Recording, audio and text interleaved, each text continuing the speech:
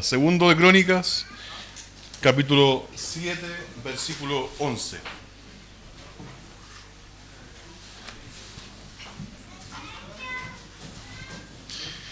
El título de la predicación del día de hoy es la respuesta de Dios en tiempos de crisis.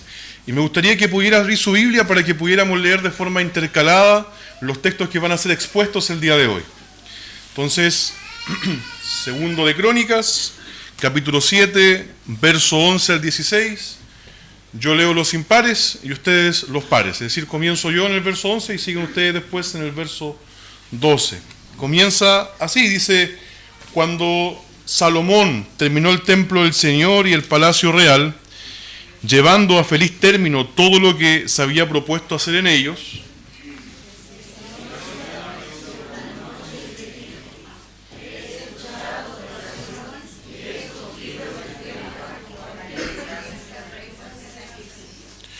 cuando yo cierre los cielos para que no llueva, y le ordene a la langosta que devore la tierra, o envíe peste sobre mi pueblo,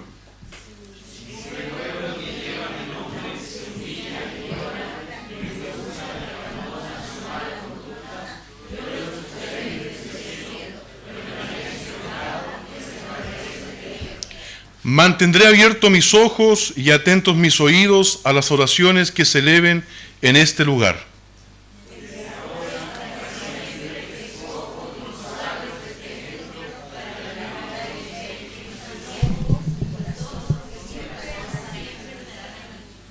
Amén. Oremos, hermanos. Amado Señor, rogamos tu dirección en esta hora para poder entender la profundidad de tu palabra. Pedimos que ella cale profundamente en nuestro corazón, que lo lleve a humillarse delante de ti. Señor, no queremos ser meramente oidores de tu palabra, sino personas que la guarden en su corazón y sean hacedores de ella. Señor, tu palabra dice que el Señor Jesucristo, Señor, y tú como Padre morarían en nuestro corazón si nosotros guardamos y cumplimos tu palabra. Te pedimos, Señor, poder guardarla en nuestro corazón y ser firmes en aquella disposición.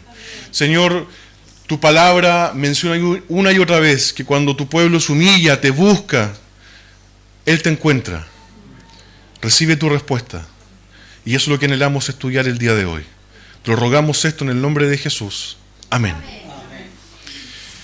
En la década, hermanos, de 1820 se dio una situación muy triste en lo que se conoce como las tierras altas de Escocia, también llamadas las Highlands. Estaban sufriendo una crisis económica, social, política, debido a los terratenientes, en nuestro contexto, patrones de fondo, habían llevado a estas tierras a una situación bien compleja. Y esto hizo que las personas que vivían en aquel lugar, que eran creyentes, se enfriaran, puesto que estaban viviendo situaciones muy difíciles de hambruna, de crisis material, de crisis económica, de crisis social. Muchos hijos se fueron a las ciudades. Entonces fue una crisis compleja que estos hermanos tuvieron que atravesar en este lugar. Y es en este contexto en que hay un letargo espiritual, es que Dios levanta un hombre, un pastor presbiteriano llamado John MacDonald, a quien él dotó por un amor profundo por aquellos que estaban sufriendo en ese momento. Y él, con su predicación sincera, directa y apasionada, terminó llegando al corazón de estas personas. Su énfasis en el arrepentimiento, la santidad de vida y la dependencia de la gracia de Dios llevó a que estos que se encontraban en un invierno espiritual pudieran tener los mayores avivamientos del siglo XIX. Muchas prácticas que habían sido olvidadas por estos hermanos comenzaron a ser practicadas, como la oración comunitaria, la lectura diaria de las Escrituras, los cultos familiares, la utilización de la confesión de fe, así como los catecismos de Westminster, la observación del domingo como día de reposo del Señor, las reuniones de estudios bíblicos y una pasión por las misiones a nivel nacional y extranjero. De hecho, la iglesia se extendió en Escocia como nunca antes a nivel extranjero. De hecho, llegaron a ser el país con más misioneros per cápita en el mundo, dado este énfasis que se dio en este lugar, que pasó, como dije recién, de un letargo, de un invierno espiritual, a tener los mayores avivamientos de esta época. No obstante, para llegar a este punto, estas personas en medio de la crisis política, social, económica y particularmente espiritual que estaban viviendo, ellos se humillaron ante Dios, lo buscaron en oración y experimentaron un cambio de vida. Dios los escuchó, los restauró y les mostró su fidelidad. Y estas son las ideas que me gustaría poder trabajar con ustedes el día de hoy en el texto que acabamos de leer. el texto va a tener, o la predicación de este texto va a tener 3 puntos en particular. El primero es que Dios escucha a su pueblo. Eso lo vamos a ver del verso 11 al verso 12. 2, Dios restaura a su pueblo. Verso 13 al verso 14. Y Dios, tercer punto, es fiel con su pueblo. Verso 15 al 16. Y todo esto en el contexto de crisis.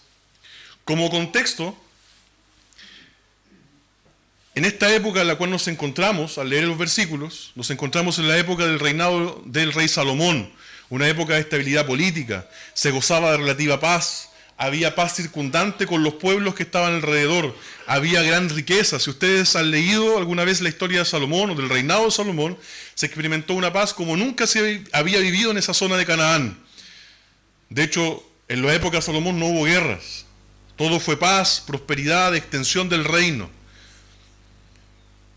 Pero, no obstante, Dios conoce que nuestro corazón tiende rápidamente a la idolatría y que eso podía llevar a desviarse al pueblo de su adoración centrada en Dios. Solamente recordar 2 puntos. Idolatría es cualquier cosa que usurpa el lugar de Dios en nuestro corazón, y desviarse del camino tiene que ver con pecar o pecado, que es lo que la Biblia describe en hebreo como jamartía, desviarse del camino, apartarse. Dios sabe que nuestro corazón tiende a la idolatría y tiende a apartarse del camino o la senda correcta. Y es en medio de eso entonces que Dios se revela a Salomón y le explica las palabras que acabamos de leer y que vamos a volver a leer para poder meditar en ellas y poder profundizar. Entonces, primera parte, Dios escucha a su pueblo, versos del 11 al 12. Los voy a volver a leer y dice así: Cuando Salomón terminó el templo del Señor y el palacio real, llevando a feliz término todo lo que se había propuesto hacer en ellos, el Señor se le apareció una noche y le dijo: He escuchado tu oración y he escogido este lugar como templo para que me ofrezcan sacrificios. A pesar de que, nosotros leímos del verso 1 al verso 10 en la primera sección, antes de que pudiéramos pasar la ofrenda. En esos versículos se nos narra el contexto previo. Ahora, entre el versículo 1-10 y después al 11, hay un lapso de 13 años en que el templo es inaugurado y Dios responde a Salomón. A pesar que están juntos, son 13 años de diferencia. En esos pequeños 10 versículos pudimos ver cómo Dios derramó fuego del cielo, manifestó visiblemente su presencia en público. Y no solo eso, sino que además su gloria, que la palabra hebrea es Shekinah, que era usado referentemente cuando llegaba un rey a un lugar, se manifestó de tal forma en los que estaban allí presentes que cayeron postrados en adoración.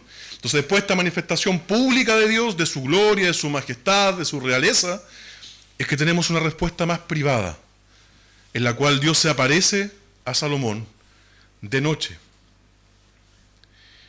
y dice algo que a muchos de nosotros nos gustaría escuchar, y es: he escuchado tu oración. ¿A quién no le gustaría oír de repente esas palabras del Señor? He escuchado tu oración, lo que tú estabas pidiendo, yo te he escuchado. Eso le responde a Salomón. Ahora uno podría preguntarse, pero bueno, ¿qué oración? No leemos ninguna oración acá. ¿Qué oración está respondiendo aquí Dios de Salomón? Bueno, en el capítulo 6 de este mismo libro, Salomón había elevado una oración a Dios. No voy a leer el capítulo 6, pero voy a resumir esa oración en 4 puntos. 1, Salomón le había pedido a Dios que manifestara su presencia en el templo. 2, Salomón había pedido que Dios estuviera atento a la oración del pueblo cuando clamara a través del templo. 3, Salomón le había pedido que si el pueblo se arrepentía, si en algún momento se desviaba y se arrepentía, Dios escuchara y perdonara por medio del templo. Y 4, que Dios guiara a Israel en medio o por medio del templo. Esa es la petición de Salomón, y frente a eso es que Dios dice: he escuchado tu oración.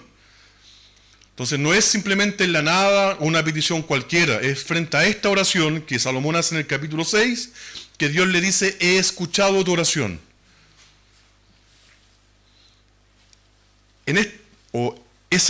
Es ante esta súplica que Dios entonces le dice a Salomón: he escuchado tu oración. Y junto a ello le dice las siguientes palabras: he escogido este lugar como templo para que me ofrezcas sacrificios. Con eso Dios le está diciendo a Salomón: está bien. ¿Qué está bien? Porque uno podría decir: qué raro este versículo, ¿por qué le responde eso? Tal vez le habría respondido otra cosa. Tal vez: yo me manifestaré, mi presencia estará contigo. Y le dice: yo he escogido este lugar, este templo, para que sea mi zona de sacrificio, para que se ofrezcan sacrificios. ¿Qué está queriendo decir Dios con esto? Dios le está diciendo a Salomón, está bien, de este lugar que tú has consagrado para la adoración de mi nombre, yo manifestaré mi presencia. Estaré atento a la oración de mi pueblo. Les perdonaré en tiempos de crisis y los guiaré como su rey. Eso es lo que Dios le está diciendo con estas palabras a Salomón. En pocas palabras, Dios le está dando la seguridad a Salomón de que él oirá, estará atento a la oración de su pueblo. Y eso lo hará por pura gracia y amor. Dios no está obligado, en este caso, a contestar de esa forma. Incluso Dios puede haber dicho no, como le había dicho a David su padre. Pero él le dice, yo he oído tu oración y la he contestado, y en este lugar manifestaré mi presencia, y yo oiré la oración de mi pueblo, los perdonaré, los guiaré, y mi presencia se manifestará acá. Ahora, y aquí una pregunta legítima, es cómo nosotros, hermanos en Cristo de la Iglesia de Cristo el Salvador en Temuco, podemos experimentar esa misma seguridad que experimentó Salomón al escuchar estas palabras. Bueno, la Escritura señala que el último gran sacrificio que fue ofrecido por nuestros pecados fue Cristo en la cruz. Y además podemos leer en la continuación de aquello que hemos sido hechos templo del Dios viviente. Dios nos ha escogido como su templo, como en este momento escogió manifestar su presencia en el templo físico construido por Salomón.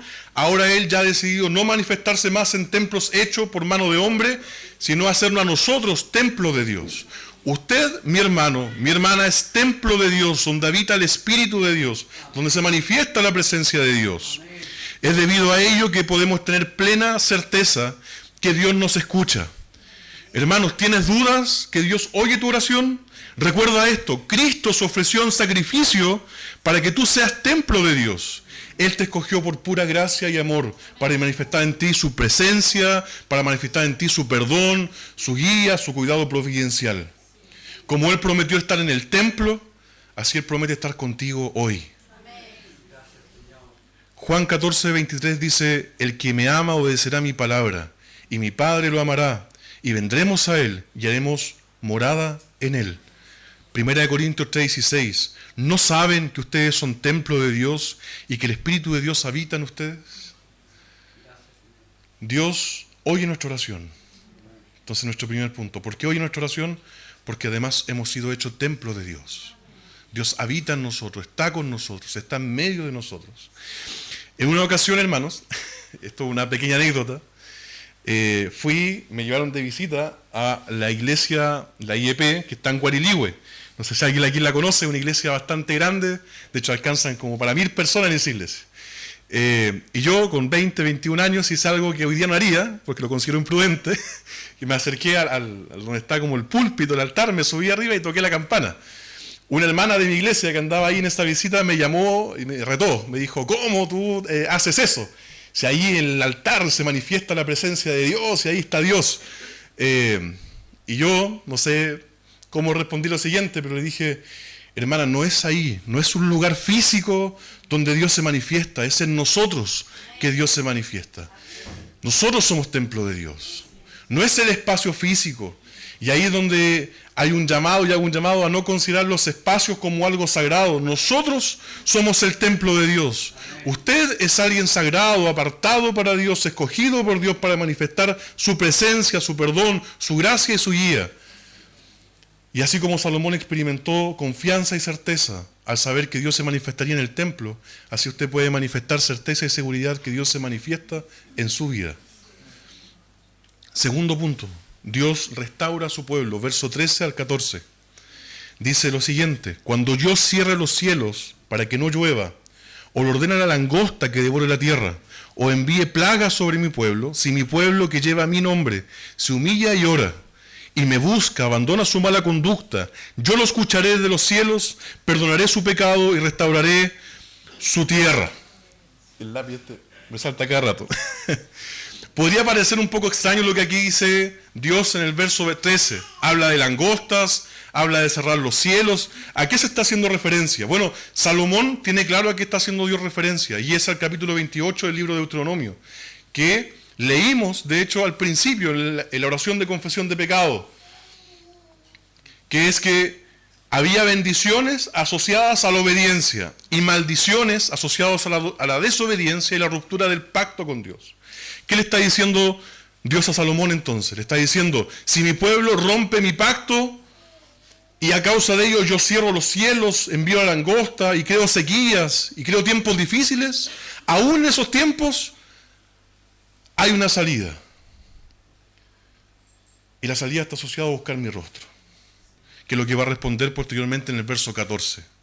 De hecho, las imágenes que se ocupan acá, que es que no llueva, la langosta venga y devora la cosecha, y la plaga venga sobre el pueblo, son referencias a tener una mala alimentación. Dios iba a enviar malos tiempos, iban a pasar hambre, necesidad, por medio del juicio, por haber roto el pacto con Dios.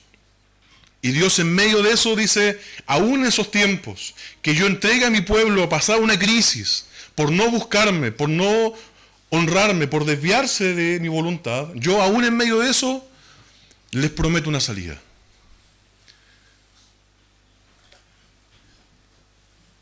¿Y cómo es que promete esa salida? Verso 14 dice, si mi pueblo que lleva mi nombre se humilla y ora y me busca y abandona su mala conducta, yo lo escucharé desde el cielo, perdonaré su pecado y restauraré su tierra. Aquí encontramos algo muy interesante, y es que frente a las preguntas de por qué Dios tuvo misericordia con Israel, por qué tiene misericordia con la iglesia, por qué tiene misericordia de nosotros individualmente, es por y en razón de nuestra identidad. Dios parte aquí con dos frases que revelan quiénes somos. Dios le dice, ustedes son mi pueblo y son aquellos que llevan mi nombre. ¿Y qué significa esto según la Escritura? Nuestra identidad en primera instancia, y al igual que en el tiempo de Israel en el Antiguo Testamento, es que somos pueblo de Dios. Ahora, la pregunta es, ¿quiénes son el pueblo de Dios? Según la Escritura y en Deuteronomio 7, del 6 al 7, ser pueblo de Dios es ser parte de aquellos que entran en un pacto con Dios, en un relacionamiento con Dios. Ellos son pueblo de Dios. Esa es la identidad de nosotros, hermanos. Esa es la identidad que usted tiene. Es parte del pueblo de Dios. Entonces, primero parte aquí diciendo pueblo de Dios. Ahora pregunta, ¿qué significa ser pueblo de Dios? Mismo Deuteronomio nos señala, ser pueblo de Dios significa ser un grupo de personas amadas por Dios, apartadas por Dios, que significa ser santo, elegidos por Dios y que le pertenecen a Dios. Eso significa ser pueblo de Dios. Entonces Dios primero y antes que nada le dice, si hay tiempos de crisis, si hay tiempos de angustia, de dolor, recuerden primero quiénes son, su identidad. Ustedes son pueblo de Dios, son un pueblo que han estado y entrado en contacto, en un pacto con Dios. Son un pueblo que ha sido elegido por Dios, amado por Dios, que le pertenece a Dios. Y el segundo punto es que además llevamos su nombre. También es parte de nuestra identidad. Según Isaías 43, verso 7, llevar su nombre significa que hemos sido creados para manifestar su gloria. Eso es lo que dice Isaías 43, 7. Llevar su nombre significa ser creados para manifestar su gloria. O, si uno quiere hacer un paralelismo con el libro de Levíticos, los sacerdotes llevaban el nombre de Dios en la frente, que significaba que eran apartados para Dios. Entonces, lo primero que Dios les señala, si ustedes están en crisis, están en una situación compleja como pueblo, y si ustedes, hermanos, están en una situación compleja como individuos, lo primero que deben hacer es recordar quiénes son.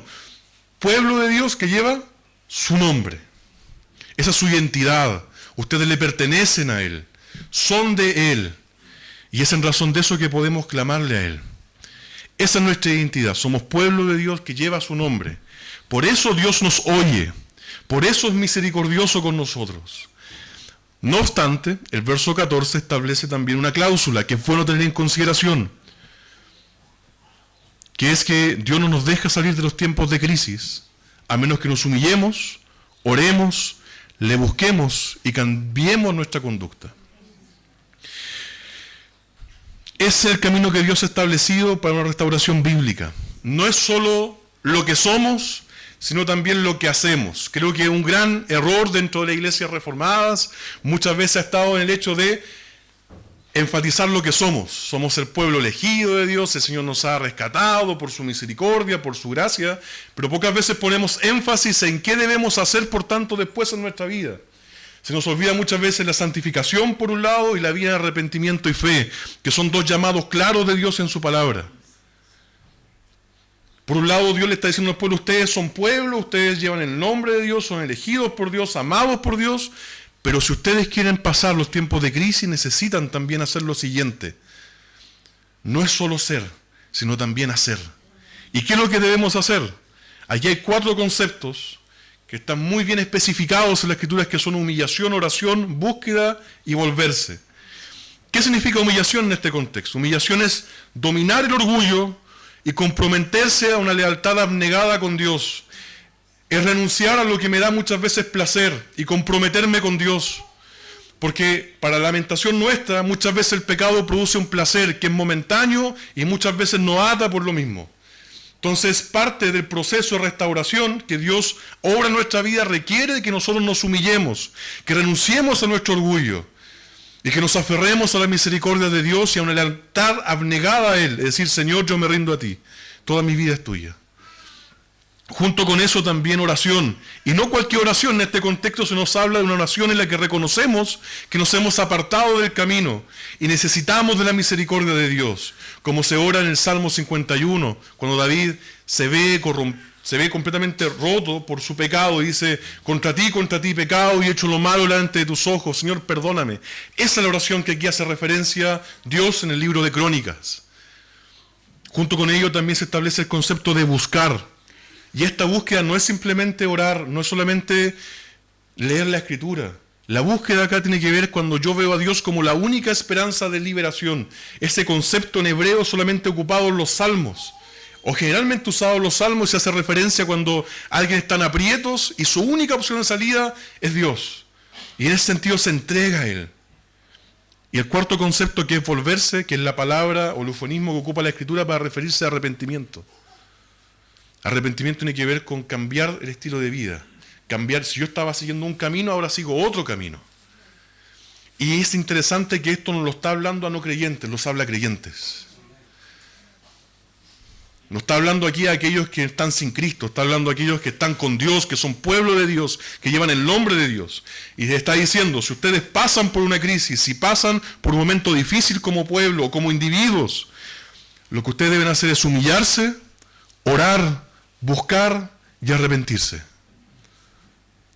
Hermanos, ¿ustedes están haciendo eso en su vida? Es una pregunta que a mí me chocó fuerte al preparar este sermón. Si nos humillamos, oramos, le buscamos, nos arrepentimos, es decir, cambiamos nuestro rumbo, Él promete oír desde los cielos, perdonar nuestros pecados y sanar nuestra tierra.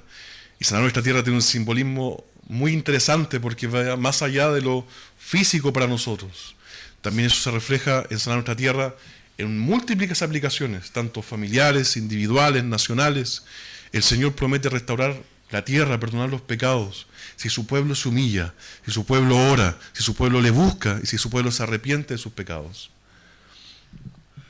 Lo interesante de esto es que el libro de Segunda de Crónicas no se escribió en la época de Salomón, ni en la época del esplendor de los reyes de Israel, sino que se escribió después de que el pueblo pasara por una serie de eventos muy duros. Este pueblo había abandonado a su Dios. Dios los hizo pasar por tiempos de crisis. De hecho, estuvieron 70 años exiliados en Babilonia. Una crisis dura en Israel. El pueblo de Babilonia los invadió, estuvieron en el exilio, lejos de su hogar, estuvieron después bajo el dominio de los persas. Y este pueblo en ese exilio es que se humilla, busca a Dios y Dios los vuelve a la tierra. Y esta historia, este libro de Crónicas, busca hacer reflexionar al pueblo. La desobediencia tiene consecuencias. Y eso puede ser transformado por medio de la gracia de Dios. Estos individuos, al recordar su pasado, estaban sacando una lección para su futuro, la cual era que su identidad como pueblo de Dios no es suficiente. Nosotros también no es suficiente. Ellos debían vivir en obediencia a Dios, en arrepentimiento y fe. Y ruego que nosotros también, al ver la historia de Israel hoy, podamos aprender a humillarnos, a orar, a buscar y cambiar, para que así el Señor oiga desde los cielos, perdone nuestros pecados y sane nuestra tierra. Esto que vivió el pueblo de Israel es una lección para nosotros también hoy. Porque Esta historia, como les dije recién, se leyó o se escribió después de que el pueblo volvió del exilio, para que ellos reflexionaran sobre el pasado, pudieran reconsiderar su camino y pudieran saber que Dios responde a esa oración, pero que no deben desviarse, sino que deben ir siempre a Él, en oración, en arrepentimiento, en búsqueda. Es una necesidad de aquellos que son pueblo de Dios. No es una opción, es una necesidad. Es una acción imperativa, es decir, es un mandato de Dios. Dios no les está diciendo a ustedes y a mí y a nosotros como iglesia, es una opción el orar, buscarme, humillarse, arrepentirse. Es una obligación que tenemos como pueblo de Dios. Y eso es lo que está diciendo acá. Si va a haber restauración, si va a haber cambio, si yo voy a transformar, antes tú debes humillarte, debes orar, debes buscarme, debes arrepentirte. Y vuelvo a este punto. Muchas veces nos hemos conformado, bueno, yo soy hijo de Dios y Dios en algún momento irá a hacer que esta crisis pase. Pero pocas veces reflexionamos sobre el hecho, bueno, ¿qué estoy haciendo también yo y qué demanda la Escritura hacer en esos tiempos de crisis? Porque algo que también dice la Escritura, que los tiempos de crisis los manda el Señor. En consecuencia, muchas veces por nuestros pecados y nuestros errores. Y tercer punto, y ya acercándonos al final. Dios es fiel con su pueblo. Verso 15 al 16. Dice, mantendré abiertos mis ojos y atento mis oídos a las oraciones que se eleven en este lugar. Desde ahora y para siempre escojo y consagro este templo para que mi nombre esté en él para siempre. Mis ojos y mi corazón siempre estarán allí. Lo hermoso del verso 15, y que puede pasar desapercibido muchas veces, es que una respuesta concreta, es que aquí se da una respuesta concreta a la petición que Salomón hace en el capítulo 6 de este libro segundo de Crónicas. Salomón ora en el capítulo 6, verso 40. Ahora, Dios mío, te ruego que tus ojos se mantengan abiertos y atentos tus oídos a la oración que se eleva en este lugar. Y en el capítulo 7, verso 15, Dios responde, mantendré mis ojos abiertos y atentos mis oídos a las oraciones que se eleven en este lugar. Salomón pidió y el Señor respondió. ¿Y por qué respondió? Porque Él es fiel. ¿Por qué Él sigue respondiendo? Porque Él es fiel. Dios entonces, cada vez que el pueblo falló y lo entregó a tiempos difíciles, ellos en respuesta se humillaron, oraron, buscaron y cambiaron su accionar, teniendo en consideración el templo de Dios. Y Dios los oyó. Por ejemplo, uno puede ver el caso de Josías, el rey de Israel, que después de que el pueblo se iba apartado, se humilló, quebró sus vestiduras. Ellos buscaron a Dios y Dios los restauró y dio paz en su gobierno. Uno lo puede ver en la historia de Jonás, cuando cae en el estómago de gran pez. Él ora en dirección al templo y dice, Señor, perdóname, voy a hacer lo que tú me pides. Lo podemos ver en el caso de Daniel, que oraba con las puertas abiertas en dirección a Jerusalén. Lo podemos ver en el caso de Nehemías, que ora cuando sabe que Israel, o Jerusalén en particular, está destruida, con los muros caídos, las puertas quemadas. Y el Señor responde, haciendo caso de su misericordia y su fidelidad. Y de hecho la oración de todos ellos es siempre, Señor, conforme a tu misericordia y tu fidelidad, responde mi oración. Cada vez que el pueblo erró en el camino, pecó, se apartó, el Señor respondió a la oración, pero no a la pasividad. Y vuelvo sobre este punto anterior. Somos pueblo de Dios que lleva el nombre de Dios, pero eso no es suficiente según la misma Escritura. Debemos buscarle, humillarnos, orar, buscarlo y arrepentirnos. Y el Señor responde. Ahora bien, y haciendo el ejercicio de la primera sección de este sermón, Dios ya no habita en templo hecho por manos humanas, según declara el apóstol Pablo en su discurso en el Areópago en Atenas, en Hechos 17:24, sino que habita en nosotros. Nosotros somos su templo. Y por tanto podemos entender lo siguiente. Primero, Dios está atento a nuestras oraciones, porque somos templo de Dios. Y aquí se ocupa algo que se denomina como antropomorfismo. Eso significa que Dios ocupa imágenes humanas para entender o hacer entender su misericordia a su pueblo. ¿Cuáles son los antropomorfismos acá? Dice mis ojos y mis oídos. Pregunta, ¿Dios tiene ojos, tiene oídos? No, Dios es espíritu. Él no es igual a nosotros. No obstante, Él ocupa estas figuras para darle seguridad al corazón de Salomón y también seguridad a nosotros hoy, que Él, así como el ojo está atento, así su ojo está atento a nuestra oración, que así como nuestro oído está atento a los sonidos que hay alrededor, el oído de Dios está atento a la oración de su pueblo. Son figuras literarias que muestran la fidelidad de Dios, de que Él nos oye y que Él está atento a nuestra oración. Él no es un Dios que no se conmueve, sino es un Dios que se conmueve profundamente cuando clamamos y buscamos su rostro. Junto con eso podemos entender de que Dios nos escogió, pero nos escogió para Él. Él también nos consagró, nos separó, pero nos consagró para Él. Y por último, Dios nos cuida y nos ama. Y también esto está representado en dos imágenes antropomórficas, que es mis ojos y mi corazón. Y con eso está diciendo, así como el ojo cuida, vigila, así mis ojos estarán atentos a ustedes. Y mi corazón estará atento, que simboliza eso del amor, del cuidado de Dios. Vuelvo sobre este punto. Hermanos, ustedes son, según la Escritura, templo del Dios viviente. La presencia de Dios habita en ustedes, han sido escogidos por Dios, separados por Dios. En el caso de Salomón, él tenía la confianza que Dios oiría, perdonaría, separaría el templo como un lugar santo para orar su nombre.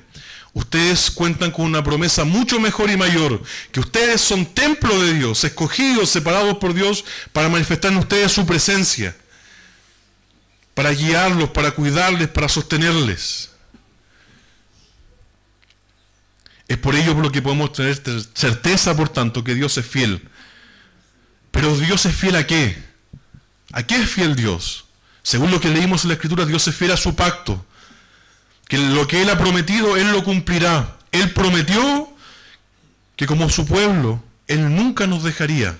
Y a pesar de que podamos atravesar tiempos de crisis, podemos confiar en que como pueblo de Dios, que lleva el nombre de Dios, si nos humillamos, oramos, buscamos su rostro y cambiamos nuestro estilo de vida, Él nos oirá, perdonará nuestros pecados y sanará nuestra tierra. Él es fiel. Él prometió, Él cumplió. Él no es como nosotros, que somos variables, mutables, que un día decimos que sí y el siguiente que no. Él es fiel. Él prometió y Él cumplirá. ¿Por qué podemos creer en esto entonces? En base a lo que dijimos recién, porque Él es inmutable. ¿Quiere decir eso? Que Él no cambia. Él siempre cumple lo que promete. ¿Y cómo sabemos eso? ¿Cómo podemos tener certeza de esto? Porque Él nunca ha dejado a su pueblo. Porque Él nos escogió y nos consagró para Él. Porque Él ha prometido y lo que promete Él lo cumple. Y lo cumple porque nos ama. Dios es fiel a su pacto en razón de su amor, en razón de quién es Él. Y Él ha prometido que su pueblo le busca, se humilla, cambia su estilo de vida. El Señor responde. Así como Dios estuvo con Israel y respondió a través del templo y su presencia se manifestó ahí, así el Señor se manifiesta en sus corazones como templo del Dios viviente. Y se manifiesta en ustedes y es fiel con ustedes, porque Él les ama. En resumen, entonces, hemos visto esta mañana 3 puntos. 1, Dios escucha a su pueblo, verso 11 al 12, porque somos templo de Dios. 2, Dios restaura a su pueblo, verso 13 al 14, porque somos el pueblo de Dios que lleva su nombre. Y si nos humillamos, oramos, buscamos su rostro y nos arrepentimos, es decir, cambiamos nuestra conducta, Él nos oye, perdona nuestros pecados y sana la tierra. Que tiene una expresión bien simbólica como habíamos mencionado. Y 3 punto, Dios es fiel con su pueblo, verso 15 al 16, porque Él ha decidido establecer un pacto con nosotros, que sustenta en su fidelidad, no la nuestra. Porque si fuera por nosotros, hace rato hubiéramos caído de ese pacto. Si el pacto se sustentara por nuestra fidelidad, hace rato estaríamos alejados de Dios. El pacto que tenemos con Dios, la relación con Dios, es porque Dios es fiel. Y Él ha decidido sostenernos en medio del camino y en estos periodos de crisis. Pero Él demanda de usted arrepentimiento y fe, confianza constante, entrega constante, a saber de que usted es pueblo de Dios, ha sido separado por Dios, apartado por Dios para un propósito. Y eso debería motivarle a buscarle de corazón. Muchas veces hemos sido infieles con eso. Esto es una pregunta retórica, por si acaso. Una vez estaba en una conferencia en la ciudad del Paraíso y un pastor bautista de aquel entonces nos confrontó, yo un poco más joven, nos dijo, ¿cuánto han leído la Biblia aquí? Más de 5 veces. y con lamentable ausencia de manos levantadas se llegó a la conclusión de que nadie la había leído más de 5 veces. ¿Cuántos oran a diario? ¿Cuántos predican el Evangelio? ¿Cuántos se postran en humillación delante de Dios? Y las respuestas siempre fueron que ninguno levantó su mano. Pregunta, ¿cuántos estamos buscando a Dios de esa forma?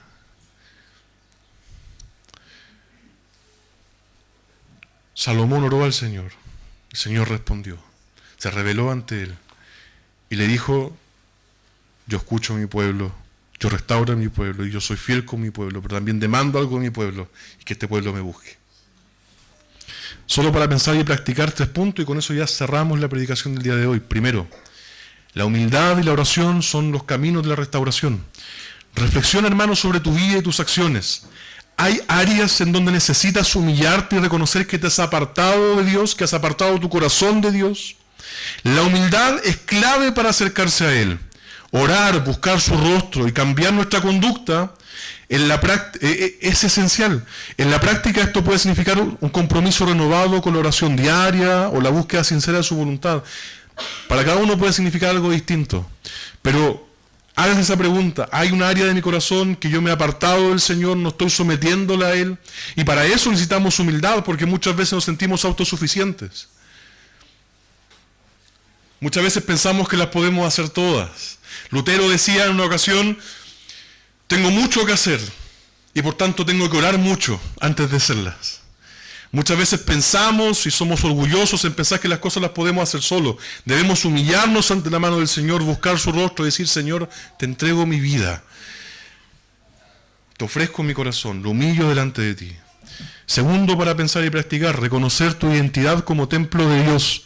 Dios te ha escogido para ser su pueblo, para ser morada de su espíritu. Al igual que Dios escuchó la oración de Salomón por el templo, también nos escucha hoy, porque habita en nosotros. Considera cómo tú vives esta verdad. ¿Estás dedicando tu vida como un lugar de adoración? Practica, hermano, ser consciente de que la presencia de Dios habita en ti. Y eso hazlo de forma diaria. Los reformadores tenían una frase muy interesante que era coram Deo, delante de la presencia de Dios. Hermano, tu vida entera como creyente está delante de la presencia de Dios. ¿Cómo están tus pensamientos? ¿Cómo están tus palabras? El Señor no es solo Señor del domingo y cuando nos reunimos acá. El Señor es Dios de toda nuestra vida. ¿Reconoces que eres templo de Dios? Pablo en Corintios decía: ustedes son templo de Dios, separados para Dios. ¿Cómo están viviendo sus vidas? ¿Entienden su vida, su cuerpo como extensión, instrumento del Dios vivo? Si reconocemos nuestra identidad como templo de Dios, también seremos más santos al tratar ese cuerpo de Dios, entregándolo a Él, viviendo en santidad. Y tercer, para pensar y practicar, confiemos en la fidelidad de Dios con nosotros como su pueblo. Dios es fiel y está atento a las oraciones de su pueblo, tal como lo prometió. Su fidelidad no depende de nuestras circunstancias, sino que de su pacto con nosotros. Pregúntate: ¿estás confiando o estoy confiando en la fidelidad de Dios aún en los tiempos difíciles? Practica, hermano, depositar tus cargas en Él y recordar que Él cuida de ti. Porque muchas veces es fácil entrar en la desesperación. Es fácil entrar en el no saber qué hacer. Pero el Señor ahí te llama a confiar en su fidelidad. A pesar de tus circunstancias, búscale. Él responderá. Y para cerrar, así como último, les pido disculpas. En esta lección pudimos ver entonces que el Señor escucha a su pueblo. Y lo escucha porque somos templo de Dios. Segundo punto, Dios restaura a su pueblo, primero en base a la identidad. Nosotros somos pueblo de Dios, somos los que llevamos su nombre, pero a la vez también Dios demanda algo de nosotros, que nos humillemos, oremos, le busquemos y nos arrepintamos de nuestras malas conductas. Y tercero, Dios es fiel con su pueblo. Y a pesar que muchas veces nos haga pasar por valles de sombra y de muerte, Él promete estar con nosotros y Él promete darnos una salida a aquello. Dios es fiel. Y todo el tiempo seguirá siendo fiel. Oremos, hermanos. Señor, gracias por este tiempo de meditación en tu palabra. Pedimos ser siempre conscientes, Señor, de quiénes somos y nuestra necesidad de ti. Señor, al contemplar la alegría de Salomón por el templo, que tú te manifestarías en él, rogamos tener aún una mayor alegría por la manifestación de tu presencia en nuestras vidas, puesto que tú nos guías no con imágenes, no a la distancia, sino en lo profundo de nuestro corazón, y ahí tú demandas adoración y entrega total. Rogamos, oh Dios, no conformarnos simplemente con las formas, con los modismos, con la estructura eclesiástica, sino que rogamos también tener un corazón sincero y entregado a ti en todo tiempo. Señor, si hemos fallado delante de ti, como iglesia, como individuos, nos humillamos, te pedimos perdón, pedimos que restaure nuestro corazón y guíe nuestra vida. Y Señor, esto lo pedimos no en base a que seamos merecedores de algo, sino lo pedimos en base a tu fidelidad y misericordia, la cual tú has prometido para dar rescate y socorro a aquellos que son tus hijos. Nos encomendamos a ti, nos sustentamos por medio de tus promesas. Aliéntanos, Señor, en los tiempos de dificultad y que en todo momento podamos saber de que tú nos llamas a entrar en comunión contigo. Señor, perdónanos por muchas veces vivir una frialdad espiritual, en la cual nos conformamos simplemente con ser pueblo de Dios. Perdónanos por entrar en el conformismo, en el letargo espiritual, en la frialdad espiritual, y rogamos ser encendidos por tu Espíritu para buscarte de forma apasionada. Pedimos tener ese encuentro diario contigo.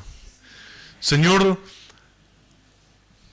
perdónanos, transfórmanos, redirecciona nuestra vida, guíanos a ti. Confiamos en tus promesas, confiamos en tus misericordias y pronta y sinceramente entregamos a ti nuestro corazón, oh Dios. En el nombre de Jesús, amén.